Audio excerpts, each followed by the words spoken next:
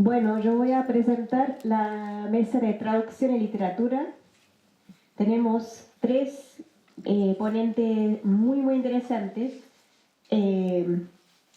La primera es Berenice Ramos, que va a presentar la presencia de la narrativa latinoamericana contemporánea en Japón. Berenice Ramos es doctora en literatura por la Pontificia Universidad Católica de Chile. Realizó el magíster en literatura mexicana por la Benemérita Universidad Autónoma de Puebla y obtuvo el máster en letras con mención en literatura chilena por la Católica también. Actualmente es postdoc en el Instituto de Estética de la Facultad de Filosofía de la Católica. Después vamos a escuchar la presentación de Vanessa Ibarra, Voces de Hiroshima, desafíos del traductor en la literatura testimonial. Vanessa Ibarra es traductora del japonés y egresada de la carrera de Lingüística Aplicada a la Traducción con mención inglés-japonés de la Universidad de Santiago de Chile. Es traductora del libro Personas a Medias de Yoko Ota, publicado recién por Editorial Telúrica. Y por fin vamos a tener el traductor como mediador cultural, Decisiones y tensiones en la traducción del coreano al español, de Fernanda Droguet. Fernanda Droguet es traductora de coreano, licenciada en letras hispánicas. Actualmente desempeña como profesora de lenguaje y literatura y está finalizando el programa de magíster en estudios coreanos. Y con Mónica Groli Hurtado es traductora del libro El calendario del pescador de Yun Siondo, publicado por Editorial Noctámbula.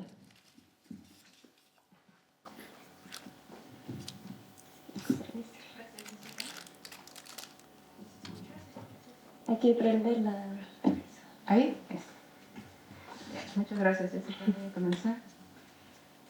América Latina ha ocupado históricamente una posición periférica dentro de los circuitos de legitimación cultural occidentales y está marcada por profundas desigualdades sociales, por procesos políticos inestables y por una constante subordinación económica frente a los centros hegemónicos. Sin embargo, esa condición periférica no ha impedido, más bien ha complejizado, la extraordinaria vitalidad de su producción cultural. En particular, la literatura latinoamericana ha constituido, desde el siglo XX, uno de los espacios más fecundos de construcción identitaria, experimentación estética y proyección internacional. Desde el llamado boom latinoamericano hasta la actualidad, la literatura ha funcionado como uno de los espacios más potentes de construcción simbólica e identitaria del continente. En el siglo XXI, lejos de agotarse, esa vitalidad se ha diversificado. Escritoras y escritores provenientes de distintos puntos de América Latina han ampliado el repertorio de voces, estilos y estéticas que hoy configuran un mapa narrativo plural, dinámico y cada vez más visible en el espacio de la literatura mundial.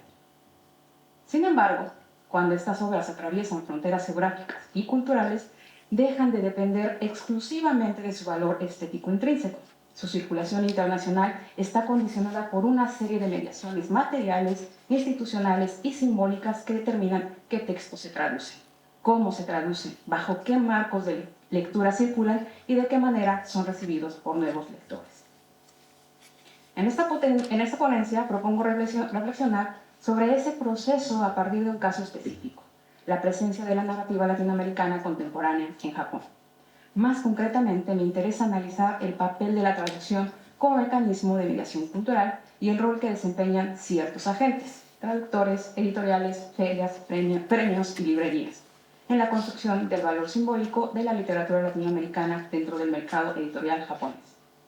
Para ello, retomo la noción de gatekeepers, entendidos como mediadores que filtran, seleccionan y legitiman textos en los procesos de circulación transnacional. Como señala Eugenia Mudrovic, la traducción no constituye únicamente un traslado lingüístico, sino una operación de producción de significación y valor. Traducir implica reubicar una obra dentro de un nuevo horizonte cultural y dotarla de nuevas claves de lectura y reescribirla en otro sistema literario, es decir, distintos procesos de transposición cultural. Desde esta perspectiva, la recepción de la literatura latinoamericana en Japón no puede entenderse como un simple fenómeno de exportación cultural. Debe pensarse el resultado de una red compleja de mediaciones donde intervienen actores específicos que configuran la imagen de lo latinoamericano para el lector japonés.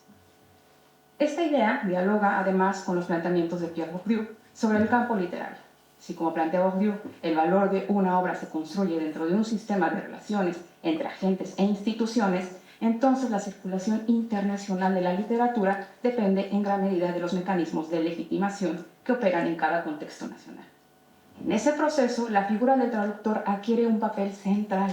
No solo traduce textos, sino que participa activamente en la producción de prestigio. Esto resulta especialmente relevante en el caso japonés, ya que desde esa perspectiva, la pregunta no solamente es ¿qué literatura latinoamericana llega a Japón?, sino ¿quién decide qué llega y bajo qué régimen de lectura? La literatura latinoamericana llegó a Japón con fuerza durante la segunda mitad del siglo XX, particularmente a través de la difusión de los autores del Go, García Márquez, Vargas Llosa, Cortázar, Fuentes, Borges y compañía. El caso paradigmático es, por supuesto, 100 años de soledad, de Gabriel García Márquez, traducida al japonés en 1982 como Hyakune no Kudoku por Tadashi Suzune.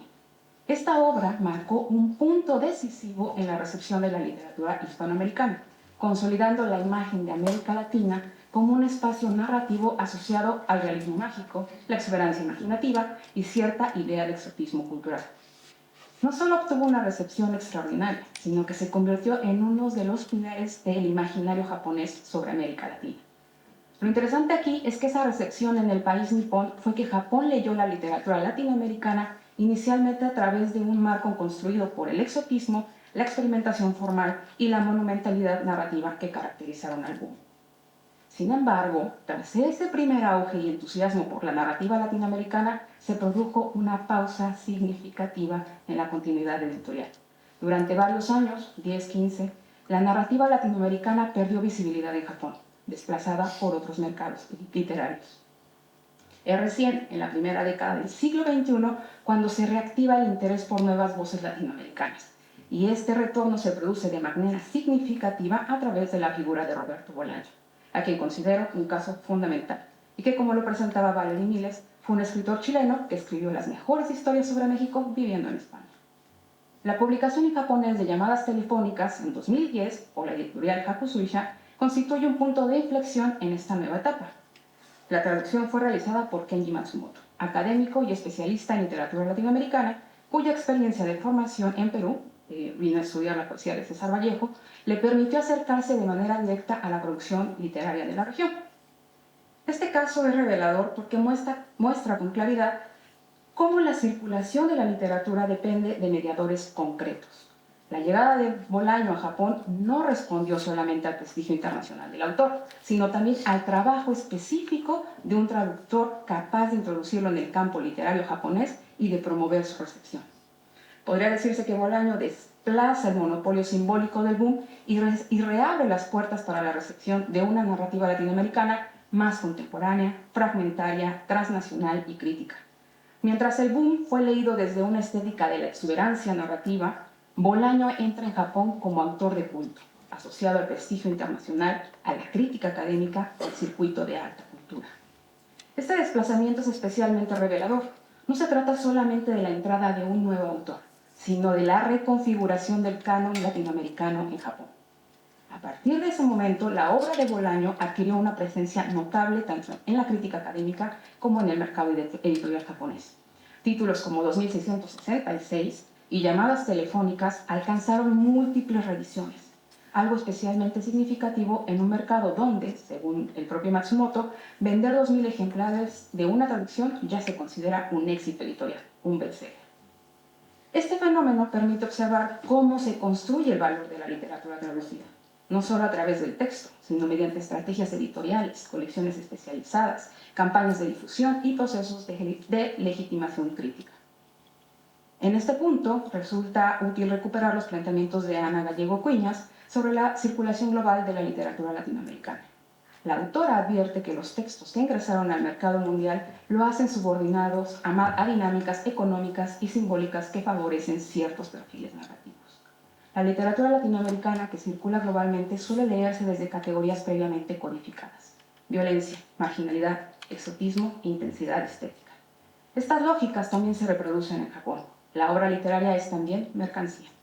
Esto implica reducirla Esto no implica reducirla a una lógica comercial, sino reconocer que su tránsito internacional está atravesado por estructuras editoriales, conglomerados transnacionales y dinámicas neoliberales de consumo cultural. Editoriales como Planeta, Alfaguara, Anagrama o Random House funcionan como plataformas de visibilidad global. En este sentido, la llegada de autores latinoamericanos a Japón rara vez es directa. Con frecuencia, el texto primero debe pasar por otros centros de legitimación, Madrid, Barcelona, Nueva York, antes de ingresar al mercado japonés. Es decir, Japón no recibe literatura latinoamericana, recibe literatura latinoamericana ya consagrada por otros centros del sistema mundial. Esta mediación previa es crucial. La llegada reciente de autoras como Mariana Enríquez, Fernanda Melchor o Selva Almada responde en parte a que sus obras dialogan con esas expectativas de legibilidad global.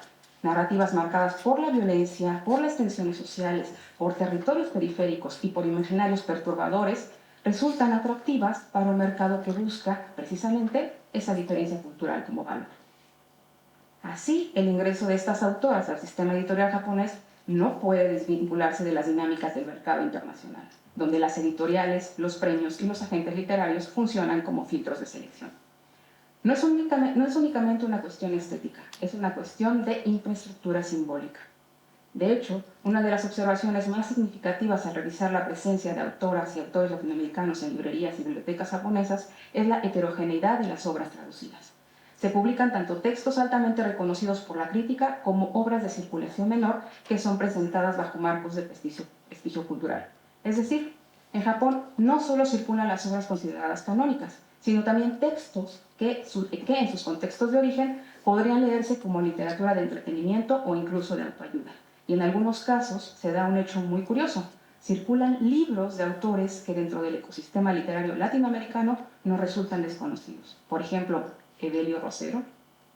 Esto nos obliga a problematizar la idea de canon. La traducción no reproduce simplemente jerarquías preexistentes, también las reconfigura. Un texto marginal en América Latina puede ser leído en Japón como obra de alta cultura. Esto depende de paratextos, reseñas, cintillas promocionales, ubicación en librerías y discursos críticos. En otras palabras, el valor literario se produce también en la recepción. El espacio de la librería japonesa, particularmente en Tokio, Osaka, Fukuoka o Kioto, se convierte así en un laboratorio de resignificación cultural. Esto demuestra que el valor literario no es un atributo fijo, sino una construcción mediada por decisiones editoriales y estrategias de posicionamiento. Aquí la figura del traductor vuelve a ser fundamental.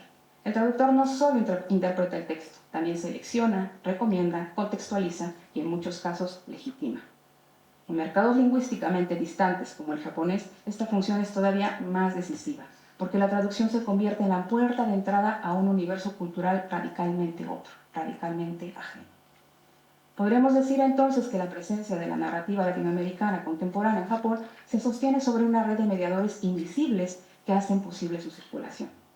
Traductores, editoriales independientes, librerías, ferias, premios y circuitos académicos, que tienen un espacio en menor medida, participan en la construcción de una imagen específica de la literatura latinoamericana. Esa imagen, sin embargo, no es neutral. La literatura que llega a Japón no representa la totalidad de la producción latinoamericana y mucho menos esa producción representa calidad literaria, sino una selección filtrada por criterios de rentabilidad, legibilidad y prestigio simbólico. En consecuencia, lo que el lector japonés recibe como narrativa latinoamericana contemporánea es el resultado de una serie de operaciones de mediación que jerarquizan ciertas obras y silencian otras. Por ello, estudiar la presencia de la literatura latinoamericana en Japón implica estudiar también las estructuras de poder que organizan la circulación global.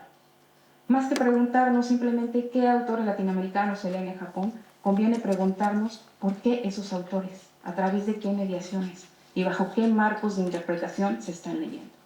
Esas preguntas nos permiten comprender que la literatura mundial no es un espacio neutral de intercambio, sino un campo atravesado por relaciones desiguales de legitimación y visibilidad. En conclusión, la presencia de la narrativa latinoamericana contemporánea en Japón muestra que la circulación literaria internacional depende de una compleja economía de mediaciones donde la traducción opera como un mecanismo central de producción de valor. Los traductores, en tanto gatekeepers, no solo trasladan textos entre lenguas, sino que participan activamente en la construcción de imaginarios culturales, en la configuración del canon traducido y en la definición de qué literatura latinoamericana será visible en otros contextos. La intervención de traductoras y traductores no es pasiva. Incluso puedo señalar que la mediación traductora produce literatura y lectura. Y al producir lectura, invariablemente, produce también imaginarios sobre América Latina. Analizar estos procesos nos permite desplazar la mirada desde la obra aislada hacia las condiciones materiales y simbólicas que hacen posible su circulación. Y al hacerlo, podemos entender que la internacionalización de la literatura latinoamericana no depende únicamente de su potencia estética, sino también de las redes de mediación que la convierten en legible, traducible y valiosa dentro de otros mercados culturales. Gracias. Solo para decirte, sé que por año crece como gráficamente y en esta página que es parte de mi investigación, si les da curiosidad pueden revisar toda la obra que está traducida de Bolaño a japonés y me parece además particularmente importante porque frente a todos los otros autores y autoras, Bolaño es el único que tiene una colección. Ni siquiera los autores del boom, por ejemplo Gabriel García Márquez, que también se traduce mucho de su obra, tienen una colección especial. Bolaño se la tiene, por una editorial que decidió consagrar la figura de Roberto Bolaño, así que si lo quieren mirar, son las obras. Ustedes dan clic y ahí sale información del libro, ¿no? También, si también quisieran ver un poco más de esto, estoy pregenerando, está en proceso porque es un trabajo todavía. Hay un catálogo de todas las obras que hasta el momento se están traduciendo en japonés. Y esto implica del 2010 al 2026. Algunos académicos japoneses han realizado catálogos previos, pero solamente han abarcado un periodo de 1970 al año 2000. Así que yo me estoy ocupando del 2010 al 2026, porque precisamente es como el momento en el que se reactiva el interés por la literatura latinoamericana. Es una página de letras latinoamericanas en Japón, por si quisieran mirar un poco más. Perdón, Bernice, ¿esa es tu página? Sí. Ah, buenísimo. Muchas gracias.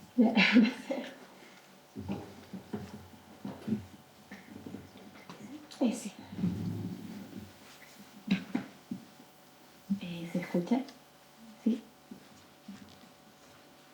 Bueno, primero que nada, buenos días a todos. Gracias por la invitación a esta instancia. Y el día de hoy yo les voy a hablar acerca de los desafíos del traductor dentro de la literatura testimonial bajo el título de Voces de Hiroshima.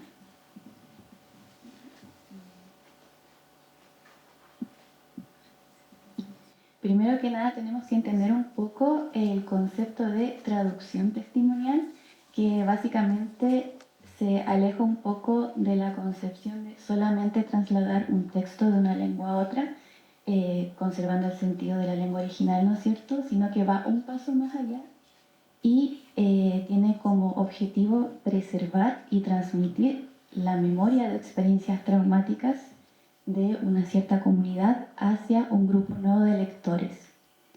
En este contexto, el término traducción testimonial se trabaja acá en Latinoamérica bajo el contexto de temas de dictadura y guerrilla, sobre todo en Centroamérica, y es aquí en donde puedo mencionar el trabajo que hace Caroline. Aquí está, Forchet, quien traduce del español al inglés un poemario titulado Flores de Volcán de Claribel Alegría.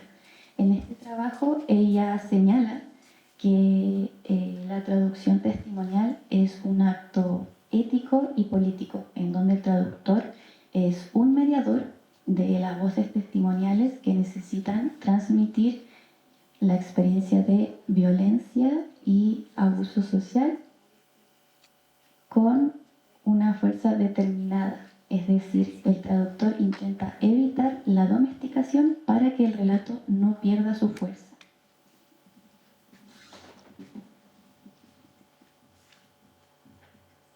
Aquí les dejo una cita de dicho artículo.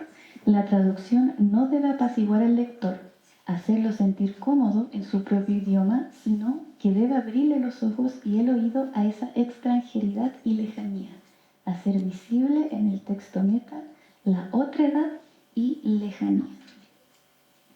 Siguiendo esta línea, los trabajos que he realizado con Editorial Telúrica, que es el libro Flores de Verano de Tamiki Hara y Persona a Medias y otros relatos de Yoko Ota, no son más que relatos testimoniales de la desgracia, ¿cierto?, del bombardeo de la bomba atómica en Hiroshima. Nos presentan desafíos al traductor con temas lingüísticos, temas éticos, de sintaxis, etc., en donde como traductor tenemos que velar por esta fuerza testimonial y no suavizar bajo ningún contexto el mensaje que se quiere entregar. Entonces, para ponernos un poco en contexto, estos dos autores pertenecen a un género literario que surge justamente luego del bombardeo, que fue en 1945, el Genbaku Bungaku, literatura de la bomba atómica.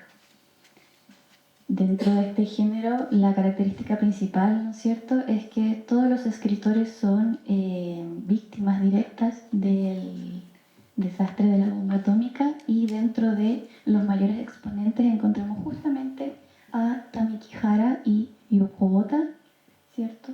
Y de ellos los voy a poner un poquito en contexto. Tamiki Hara era un escritor bastante tímido, con una carrera literaria no muy prominente, con estudios en literatura y poesía. Él para esa época estaba viviendo en casa de su hermano, luego de haber enviudado, y es luego del bombardeo que él sobrevive de manera ilesa, que toma este hecho como causa de vida. Y él dice, bueno, si estoy vivo es para transmitir esta vivencia y voy a escribir. Y es así como él escribe este libro, que es Flores de Verano, que se divide en 3 capítulos, y Editorial Telúrica lo que hace es rescatar el orden que quería mantener el autor, que es el primer capítulo donde se describe justamente el momento después del estallido de la bomba atómica, que es el más crudo. Vemos gente en condiciones un poco indescriptibles, que ahí el autor hace lo mejor que puede con sus palabras. Luego, en la segunda parte, tenemos lo que pasa un mes después, un tiempo después del bombardeo, con su familia, amistades y tal. Y finalmente tenemos la parte que es preludio, que erróneamente se pone al principio, que es donde uno conoce los nombres de los familiares y cómo era su vida antes del estallido. Pero justamente el autor lo que hace es ponerlo al final con una suerte de recuerdo nostálgico, de recién en ese momento humanizar y darle nombre a todas las víctimas que nosotros venimos leyendo en su relato en los capítulos anteriores. Tamiki Hara pone fin a su vida 5 años después, debido a su desesperanza por los rumores de una supuesta guerra con Corea del Sur. Sin embargo, tenemos su contraparte, que es Yoko Ota, quien continúa haciendo su carrera después del tema del desastre. Ella tenía una carrera prominente antes, de hecho ganó un premio por su trabajo Sakura no Kuni, previo al bombardeo, que fue hasta cinematizado. Luego del bombardeo, ella se dedica principalmente a escribir sobre las consecuencias psicológicas y los estragos de la salud mental posterior al bombardeo. Esa es la experiencia que nosotros podemos encontrar en este libro, Persona a Medias, en donde, si bien se toca la descripción como explícita y visual, ella habla más desde un punto de la experiencia psicológica, de los traumas y de la medicación precaria que recibe en esa época. Y eso, con esos 2 trabajos, ambos se les denomina hibakusha, que son sobrevivientes de la bomba atómica. Los hibakusha en Japón, a diferencia de lo que uno podría pensar acá en Latinoamérica, que fueran personas merecedoras de respeto, en su época fueron completamente discriminados, por el resto de Japón. No eran personas agradables, la gente les tenía miedo, porque como todavía no se sabían bien las consecuencias de la radiación, les hacían una especie de aislamiento social, sin contar las críticas de los medios a los sobrevivientes que quedaban, en este caso Yoko Ota. Así que dentro de todo fue un contexto bastante hostil. Rescato. Si no hacemos más que darle una mirada política al lanzamiento de la bomba atómica en Japón, entonces, ¿qué podemos hacer por esas chicas que han quedado sumidas en la tristeza? Devolverles su apariencia, sus extremidades. Eso podría servir a medias, una especie de milagro médico. Sin embargo, ellas nunca volverán a ser las mismas. Ahora bien, tomando como ejemplo estas dos obras dentro de la traducción testimonial desde el japonés al español, englobé estos 3 puntos que son lo que yo consideré los desafíos del traductor, que serían la lengua y el registro, cultura y memoria, y ética y dolor. Dentro de la lengua y el registro cabe destacar que como son textos de alrededor de los años 50, el japonés y el registro que se ocupa es diferente. Es un japonés antiguo en donde encontramos sintaxis diferente y en desuso, al igual que kanjis en desuso, lo que conlleva un trabajo extra de documentación y estudio para el traductor. Recopilé algunas citas con respecto a este primer punto, en donde tenemos conceptos que la primera dificultad radica en que no están en diccionarios, sino que hay que documentarse un poco más allá y buscar documentos paralelos, ¿no es cierto?, en donde podríamos encontrar este tipo de terminología, que es, por ejemplo, sirena antiaérea, que eran estas alarmas que sonaban en Japón cuando volaban aviones, ¿no es cierto?, que podían alertar a la población para que fuera a los refugios. Y también el otro término que lo dejamos como una carpa médica rudimentaria. No podía ser un hospital de campaña, no podía ser un hospital de emergencia, porque las condiciones y las imágenes que encontramos de cómo se llevaron a cabo esos refugios eran muy precarias. Eran sabanillas atadas a bordes de paredes, con los doctores ahí haciendo todo lo que podían. En fin, había muy poco recurso, entonces ahí decidimos mantener esa esencia, extendiendo el término y ocupando una descripción un poco más larga, ¿no es cierto? Y también con el tema terminológico. En Personas Medias tenemos frases como tan calladita que es, pero tan dominante, oiga. Aquí tenemos una variante que es Kansai Ben, antiguo, de una chica que es de la isla Iwagi. Quisimos conservar el registro casual y cercano para acercarla al lector hispanohablante y dar esta misma sensación de pueblo y de casualidad. En el japonés original, más que tan calladita, es como que si no tuviera existencia. Entonces son cosas que literalmente no tienen mucho sentido, mucha cercanía en español, y ahí buscamos una equivalencia que fuera amable pero que tampoco se alejara mucho del sentido. El oiga lo ocupamos para reemplazar esa terminación yawa, que no tiene traducción directa, pero funciona como un agregado o un tono que se ocupa en Chile y en algunos países de Latinoamérica también se entiende. Y también estructuras que proponen un desafío de conversión, como la del segundo ejemplo, que ya no podíamos llorar, es básicamente que ya tenían todas sus lágrimas secas. Si hacemos adecuaciones. En el segundo punto, que es cultura y memoria, tenemos que conservar la misma carga cultural de lo que se quiere decir. Creo que me estoy convirtiendo en Tamikihara. No puedo evitar sentir que estoy a punto de seguir sus pasos. Aquí la autora hace una referencia justamente al suicidio de su colega, y para no caer en la sobreexplicación y hacer una gran nota al pie dentro de todo este libro que es Personas Medias, se incluye esa información dentro del prólogo. Entonces el lector que lee el prólogo Al leer esta parte va a entender justamente a lo que se refiere la autora.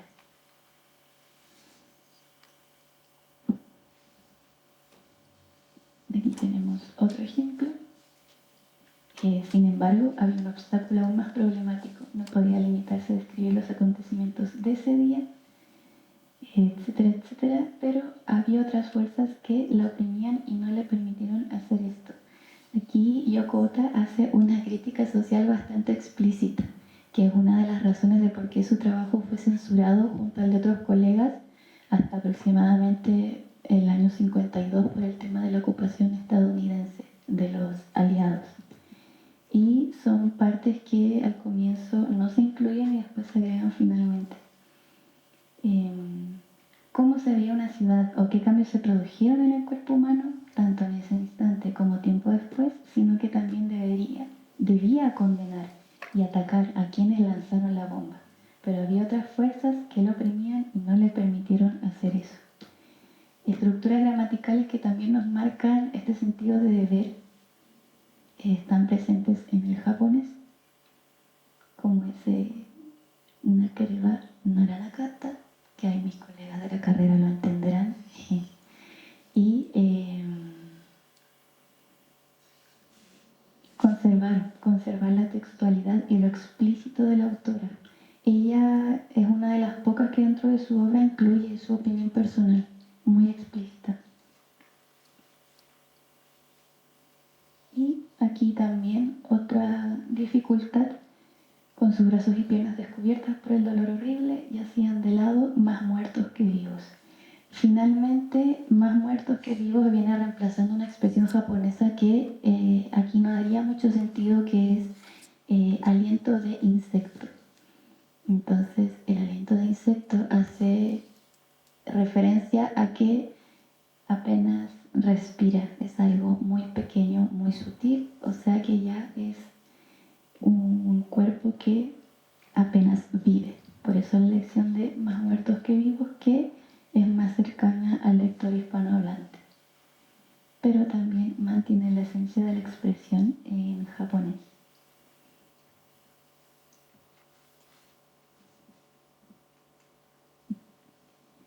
Y finalmente hay muchos pasajes como este muy crudos y muy explícitos. Este ya es el último punto de la ética y el dolor, en donde uno como traductor tiene que intentar traducir más que desde el punto de vista clínico quizás, la crudeza con la que experiencia estas imágenes el autor y la autora. La chica iba todos los días a casa en donde se alojaba Atsuko. Cenaban juntas. El labio inferior estaba desfigurado y colgaba bajo sus encías descubiertas, por lo que no podía cerrar la boca. La comida se resbalaba de los palillos y caía sobre sus piernas. Atsuko sentía náuseas. A pesar de sentir repugnancia cada vez que comía con ella, se obligaba a seguir comiendo. Son relatos fuertes que también, además de la documentación adicional que tiene que hacer el traductor, implican una cierta preparación emocional y un estoicismo frente a la información que uno tiene que investigar, que tiene que filtrar y que tiene que utilizar para la traducción de este tipo de textos. No sé cómo voy con el tiempo. Ya, acá.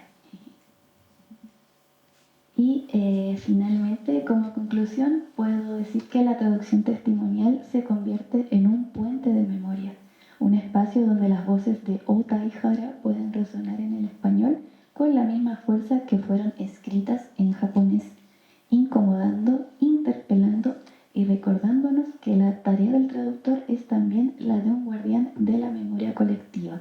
Cabe destacar también que recientemente, hace no más de 2 años, fueron reconocidos un grupo de sobrevivientes de Hiroshima por su acción como Premio Nobel de la Paz para intentar preservar estas memorias hasta el día de hoy.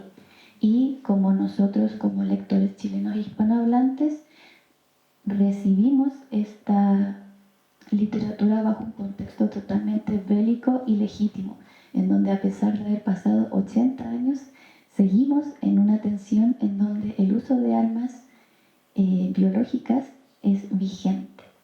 Nos deja entonces la pregunta de, ¿son estos textos relatos testimoniales de carácter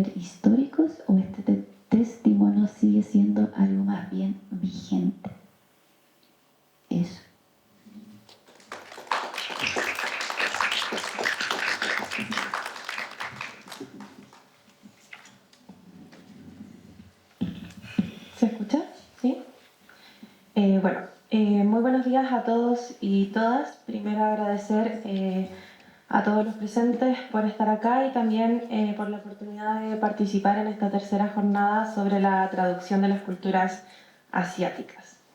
Me parece importante mencionar algo que me imagino que ya todos sabemos, que es que el interés y la importancia de estudiar estas culturas últimamente ha estado bien en alza.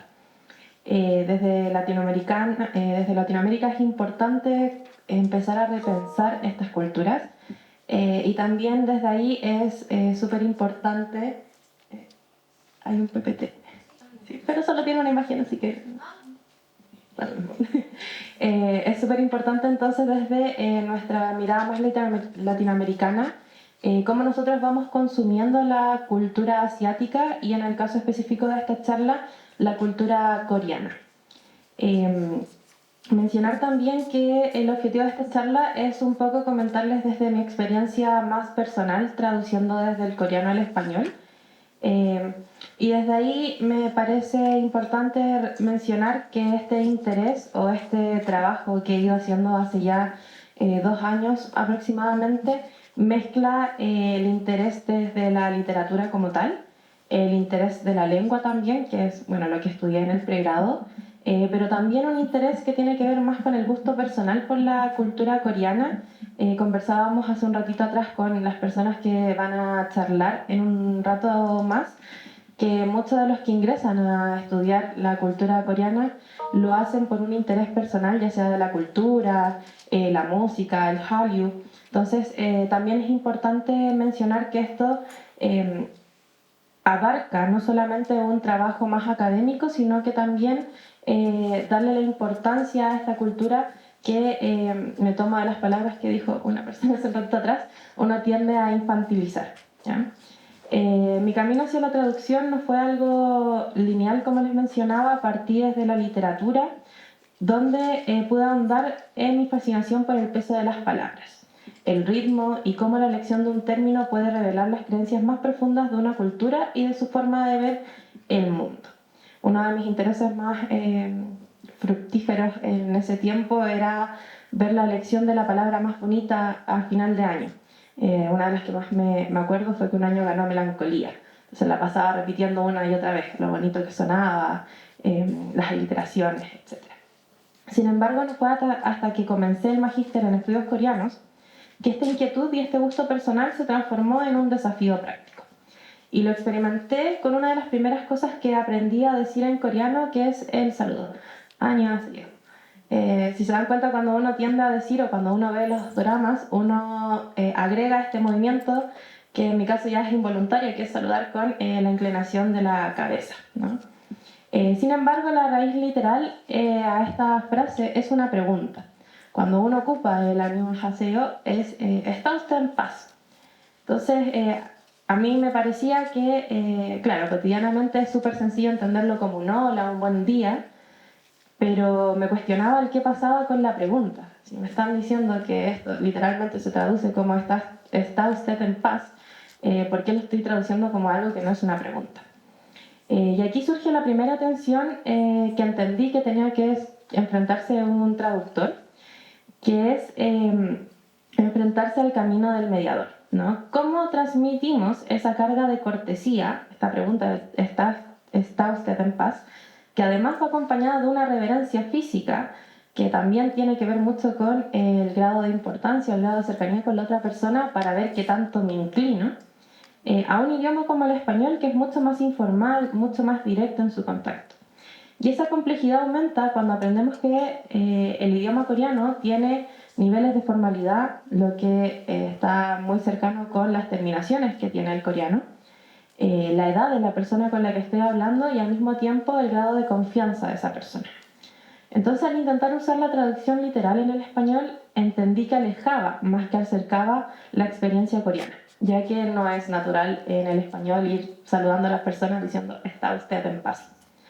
En el español no se saluda de esa manera, por lo que es importante considerar que como traductores, en ese entonces, cuando yo recién empecé en este camino, solamente un aprendiz de idioma, debemos tomar la decisión de cómo una cultura se presenta ante otra por medio del lenguaje.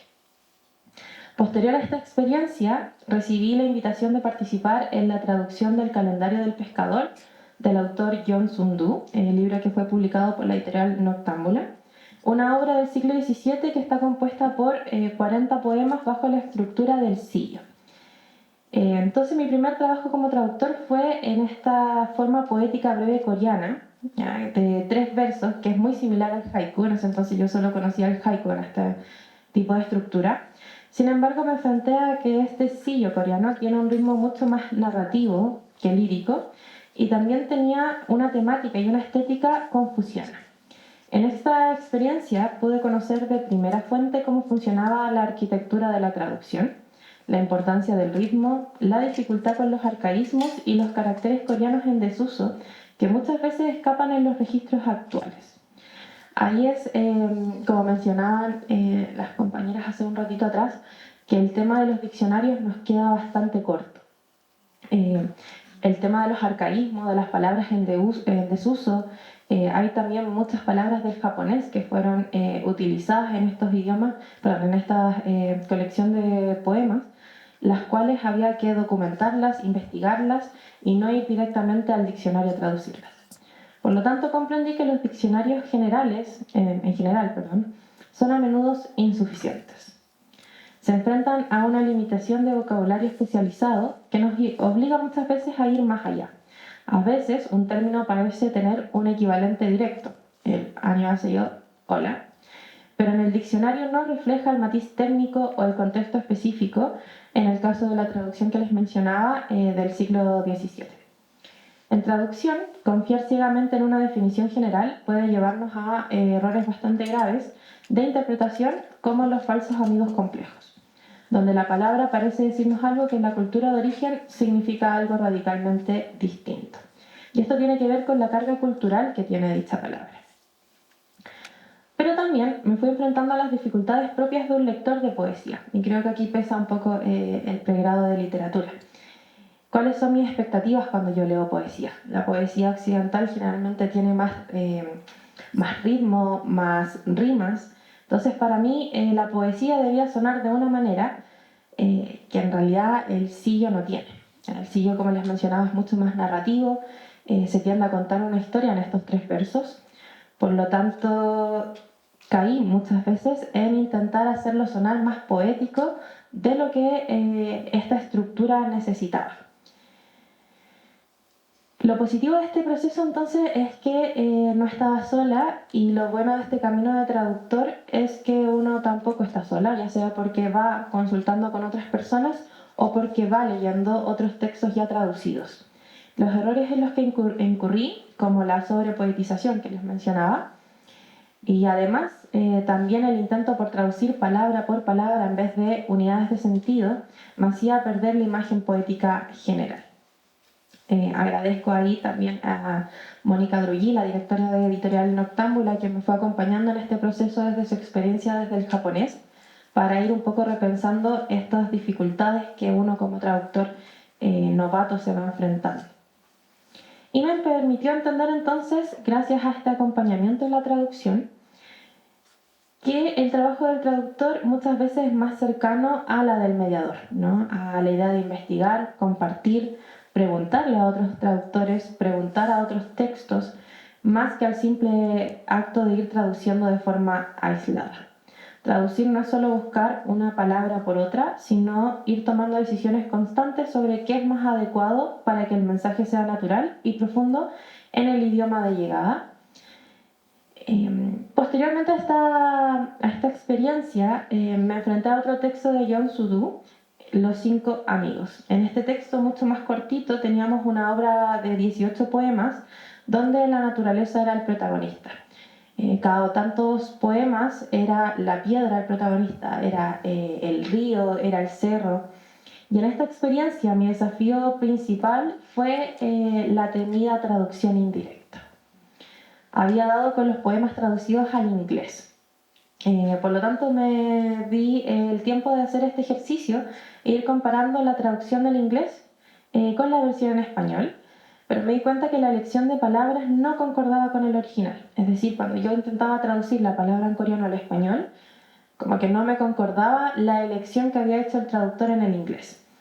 Y ahí comprendí que el mismo trabajo que estaba haciendo yo, traducir para un idioma de llegada como el español, considerando nuestra cultura, nuestra tradición literaria, nuestras formas de saludo también, es lo que otros traductores ya habían hecho para el inglés. Al ser culturas con diferencias marcadas, entendí que se perdió una parte importante del sentido al traducir desde una versión que ya había sido adaptada para su propio contexto, en lugar de traducir directamente desde el coreano al español. Entonces yo estaba más bien codificando un texto desde el coreano al inglés y del inglés al español, en vez de ir traduciendo propiamente tal. Sin embargo, este ejercicio comparativo resultó ser una herramienta metodológica bastante valiosa. Ante los desafíos técnicos como los arcaísmos o como aquellas palabras del japonés que eran usadas, fue provechoso analizar cómo otro idioma los iba resolviendo. Y no se trataba de replicar lo que otro traductor había hecho en el inglés, sino más bien de obtener ideas y perspectivas que me ayudaran a encontrar soluciones propias hacia el español. Y esta etapa me confirmó que si bien la traducción directa es fundamental para mantener la esencia del texto original, el diálogo entre distintas versiones enriquece bastante el proceso de mediación cultural y por lo tanto el de traducción. Finalmente, me gustaría compartirles un caso más tangible respecto a este proceso de traducción al cual me he visto envuelta y tiene que ver con los desafíos que considero de una frase en específico. Les conté ya que al principio me cuestionaba bastante este saludo coreano y con un nuevo texto que estoy traduciendo con un proyecto actual me encuentro bajo la referencia de 5 cuentos de la escritora Kang Kyung-hee, una escritora bastante importante para Corea, y me voy a referir específicamente a un pasaje del cuento de la cítara rota. Uno de los primeros conflictos para este texto fue la traducción de cítara. Muchas veces lo podían traducir como flauta, cítara, como cuál era el instrumento musical. Sin embargo, me voy a referir al final del texto, perdónenme el spoiler de antemano, pero es necesario para poder concluir con esta ejemplificación que quiero mostrarles. Este texto habla acerca de dos jóvenes que se gustan mutuamente. Voy a ignorar un poquito el contexto histórico del suceso, pero sabemos que hay dos jóvenes que se gustan, lo sabemos porque lo estamos viendo, ¿no? Sin embargo, ellos no están conscientes de que se gustan mutuamente y solo hacia el final del texto, es un texto cortito de no más de 10 páginas, el protagonista masculino decide confesarle su amor a la protagonista. La protagonista le confirma que ella también está enamorada de él, que quiere ser su esposa, que quieren irse juntos. Sin embargo, el joven le menciona que eso no es posible porque sus destinos tienen que ser completamente distintos o separados para poder llegar a ser alguien, por así decirlo, en la vida, ¿no? El joven tiene que irse de su casa porque su padre ha quedado en bancarrota, tiene que cambiar de pueblo y la joven tiene todo un destino prometedor en el lugar en el que está. Por lo tanto, a pesar de que la protagonista le pide que la lleve con él le dice que lo mejor que puede hacer es seguir viviendo su vida, ser madre, tener un futuro próspero y finalmente el final entre ellos dos, el adiós, no tiene ninguna posibilidad de un nuevo encuentro. Ellos lo saben, el narrador lo sabe y nosotros como lector también lo sabemos. En esta historia los dos personajes, como les mencionaba, no alcanzan a disfrutar ni experimentar el amor.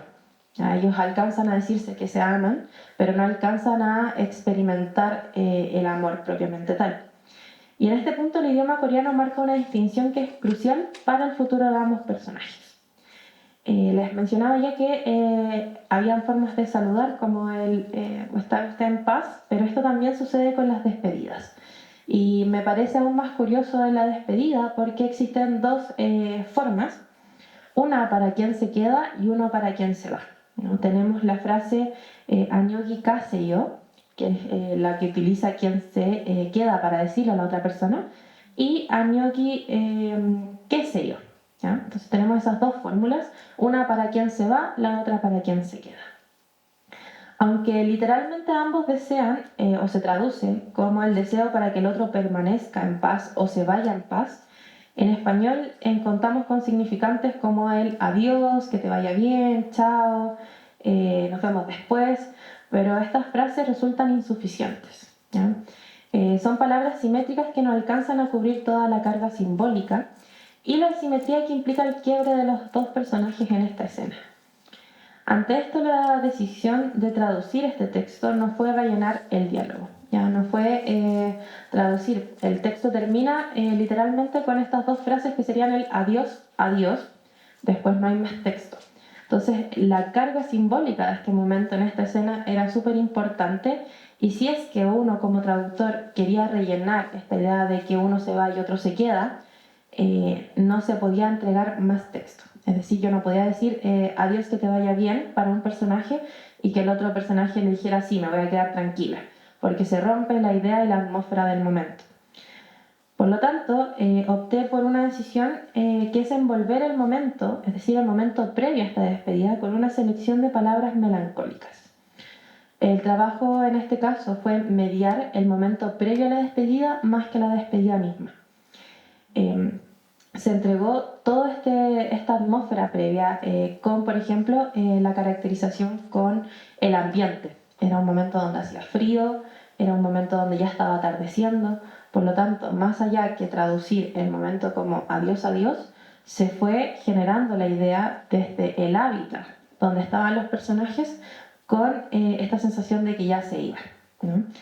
De este modo, al finalizar la obra con un simple adiós, adiós, punto final del cuento, ya no era necesario darle más vueltas, porque en ese momento ya se sabía que ambos personajes no se iban a volver a ver, porque el ambiente era propicio para eso y porque ya el adiós estaba cargado de todo este simbolismo.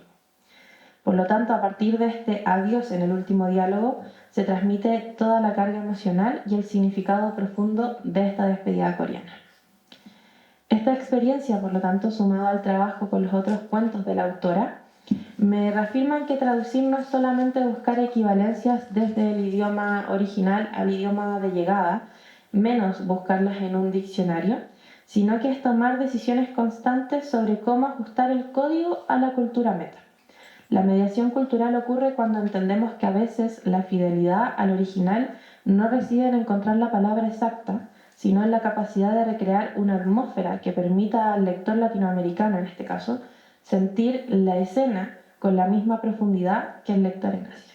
Muchas gracias.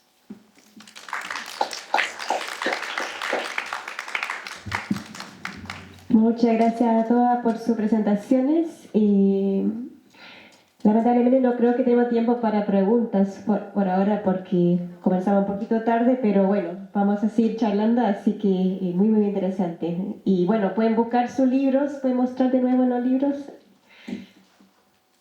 Aquí tenemos Personas Medias y Flores de Verano, y la otra se llama Calendario del Pescador. Calendario del Pescador, eso.